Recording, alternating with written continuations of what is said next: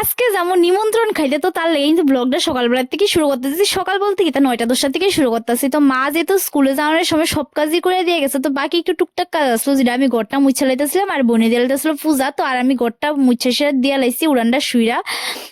উড়ানটা শুয়ে লাইছি, তারপর উড়ানটার মধ্যে কিছুই আসছিল না। মা কিন্তু সকালবেলা যাতে উড়ানো শুয়ে গেছে আর একটু উড়ানটা বইরা গেছিল, যার লেগে ভাবলাম যে উড়ানটা একটু যাইরেই লাই।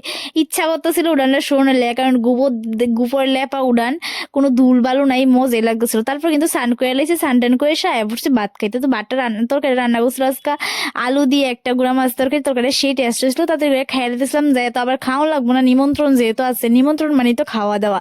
তো দিন তো খায়াটে তারপর গেছিলাম রেডি হইতে।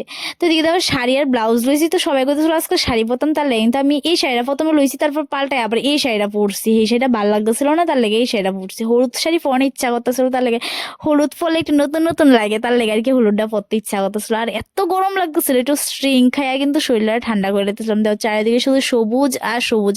আগে কিন্তু গ্রামে এই পয়েন্টই আসিল, যেটির মধ্যে আসলে সবাই যায় স্নান করে, সাপ্লাই সিস্টেম আর আগে আসিলই না।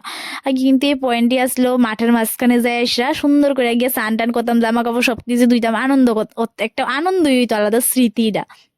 তারপর কিন্তু দিদার বাড়িতে গিয়া বইয়া টুয়া কথাবার্তি করে এসে হ্যাঁ পড়ছে নিমন্ত্রণ খাইতে, মানে মাছ ভাতের একটা নিমন্ত্রণ আসলো, যেটা আমি গেছিলাম। গিয়া প্রথমে একটা ভর্তা ছিল, ভর্তাটা এত টেস্টি হয়েছে। তারপরে ভর্তাটা দিয়ে খাইয়া ডাইল ভাত দিয়ে খাওয়ানোর পর, ডাইল আর ভাজি দিয়ে খাওয়ানোর পরে আমার আর খাওয়ানোর ইচ্ছা হচ্ছিল, মানে একদম পেট ভর্তি হয়ে গেছে দুইটা আইটেম দিয়ে খাই এসে।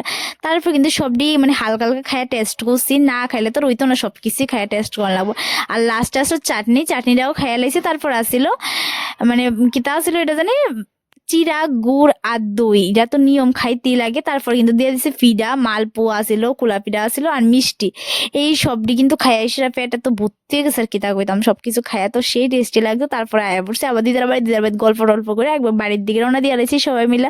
তো আজকের লেগে কিন্তু টাটা।